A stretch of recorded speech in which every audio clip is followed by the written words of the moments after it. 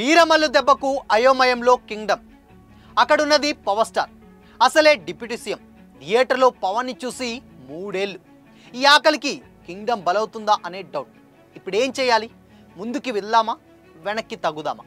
మరి ఆ విషయాలేంటో తెలుసుకుందాం.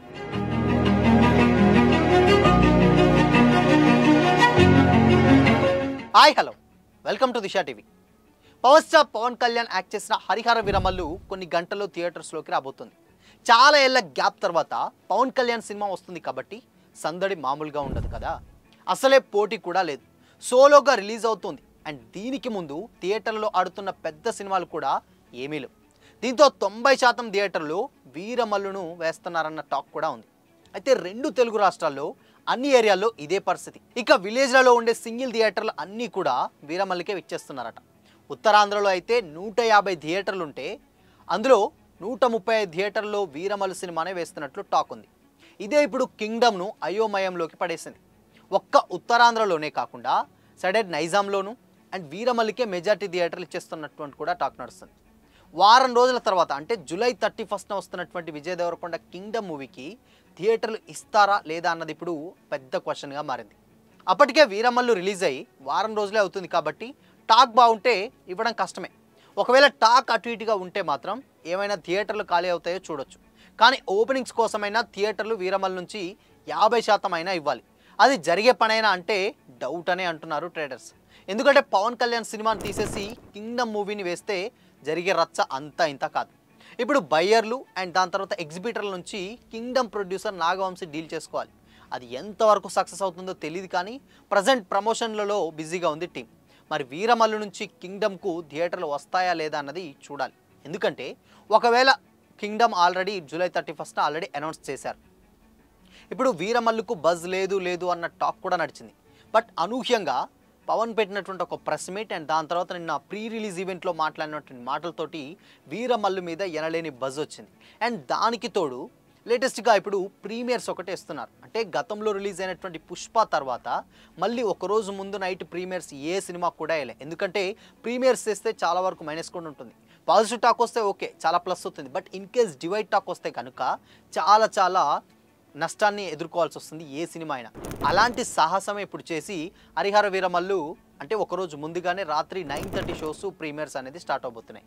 ఇన్ కేస్ సినిమా కనుక పాజిటివ్ టాక్ వచ్చి ఇప్పుడు ఉన్నటువంటి బజ్కి ప్లస్ అయింది అనుకో, కింగ్డమ్కి చాలా ఇబ్బంది అనే చెప్పాలి. ఇన్ కేస్ ఒకవేళ ఈ టైంలో వాళ్ళు ఆల్రెడీ రిలీజ్ డేట్ అనౌన్స్ చేసుకున్నారు అండ్ ప్రొడ్యూసర్ నాగవంశీ ప్రమోషన్స్ కూడా స్టార్ట్ చేసుకున్నారు. బట్ ఈ టైంలో ఒకవేళ వీరమల్లుకు బజ్ వచ్చి ఇన్ కేస్ థియేటర్స్ ఇంకా పెరిగే ఛాన్స్ ఉంటే ఇక్కడ కింగ్డమ్కి థియేటర్లు దొరికే ఛాన్సెస్ చాలా తక్కువ. అటు విజయ్ దేవరకొండకి అండ్ దాని తర్వాత గౌతమ్ తిన్నూర్కి చాలా ఇంపార్టెంట్ సినిమా. సో విజయ్ దేవరకొండకి ఈ మధ్య కాలంలో చాలా ఫ్లాప్లు అయితే ఎదురవ్వడం జరిగింది. బట్ చాలా రోజుల తర్వాత ఒక మంచి సాలిడ్ కంటెంట్ తోటి రాబోతున్నట్లయితే అనిపిస్తుంది. సినిమా మీద బజ్ కూడా బాగానే ఉంది.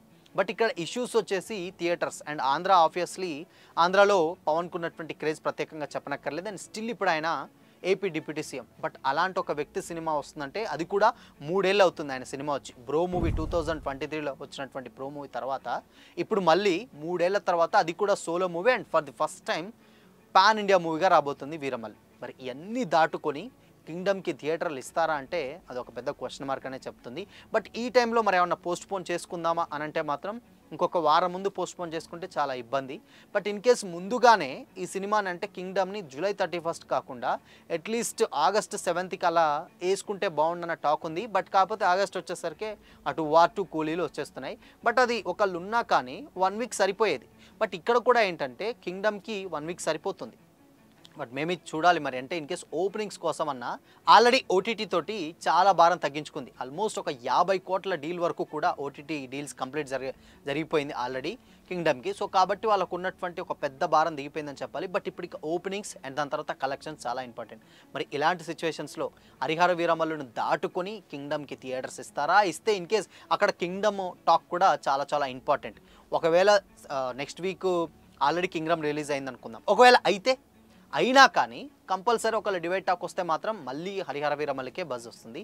సో ఈ లెక్కంగా చూసుకుంటే ఏది చూసుకున్నా కానీ కింగ్డమ్ కొంచెం అయోమయో పరిస్థితిలో ఉంది. ఇప్పుడు వెనక్కి వెళ్దామా లేకపోతే ముందుకెళ్దామా, ముందుకెళ్తే ఇన్ కేస్ వీరమల్ని తట్టుకుంటాం అన్న డౌట్ అయితే డెఫినెట్గా ఉంది. బట్ కాకపోతే మూవీ టీంకి ఒక క్లారిటీ అయితే ఉంటుంది, ఓటీటీ రైట్స్ అండ్ దాని తర్వాత కలెక్షన్స్ ఎన్ని థియేటర్స్లో ఉండాలి, ఎలా రావాలనేది. బట్ ఆ క్యాలిక్యులేషన్స్ తోటి అయితే వాళ్ళు కొంచెం ప్లాన్డ్గానే ఉన్నట్లయితే తెలుస్తుంది. సో చూడాలి మరి ఇటు హరిహర వీరమల్లు, కింగ్డమ్ ఈ రెండిట్లలో ఏ సినిమా ఎలాంటి కలెక్షన్స్ సాధిస్తుందో చూడాలి మరి. సో మరి ఈ రెండు సినిమాలలో మీరు ఏ సినిమా కోసం వెయిట్ చేస్తున్నారు కామెంట్ చేయండి.